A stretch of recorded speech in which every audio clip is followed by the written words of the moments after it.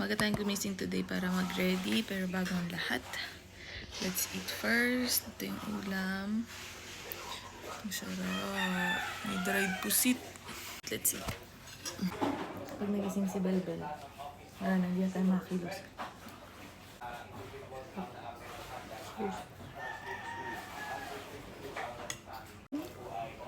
Dried pusit. May kain.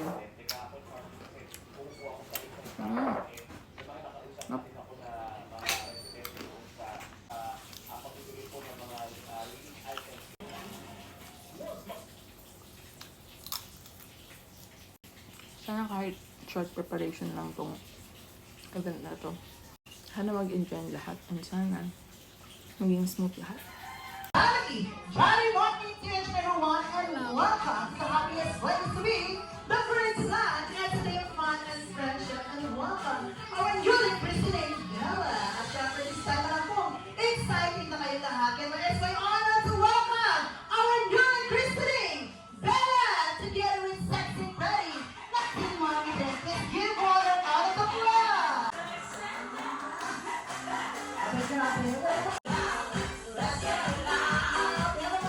Practice lamang.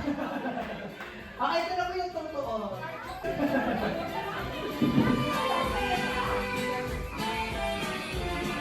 Okay, kita na siya. Ay, Jollibee! Jollibee! Jollibee ay may cute na lampshade. Kaya ang battery.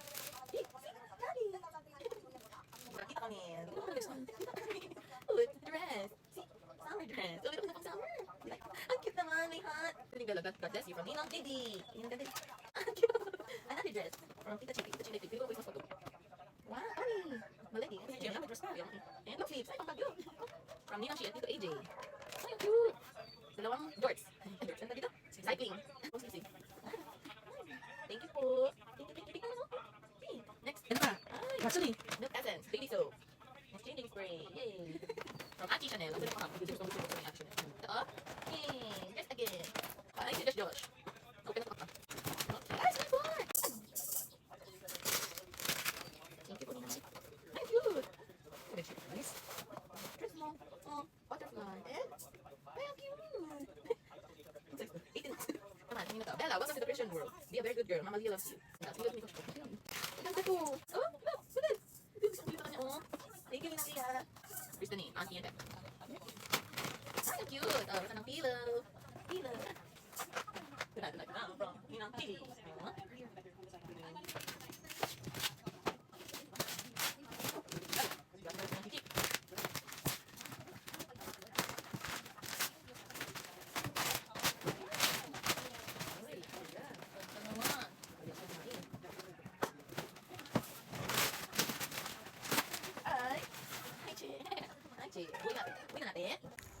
Hello vlog! Today is February 10 and ngayon ko lang naalala na dapat pala mag-vlog.